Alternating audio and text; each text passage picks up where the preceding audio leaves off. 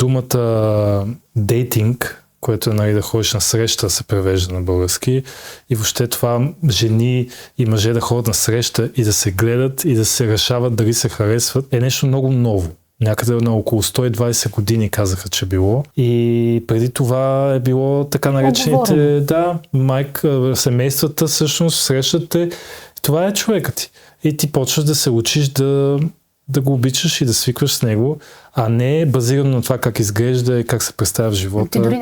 Те според мен дори не са се учили, те просто са приемали нещата така, че ще са и почваш да живееш. Но това пък е водило до някаква много дълбока и хубава любов, което е интересно. В смисъл не мога да кажа, че знам, защото не съм бил там, не съм го изживявал, обаче съм си говорил с хора, които имат баби и дядовци, които са така запознати и води до една много сплотена връзка. И също един дядо ми каза един път нещо много важно. Той каза, вие в днешни дни няма как да сте във връзки и да не се разделяте, защото твърде късно се запознавате.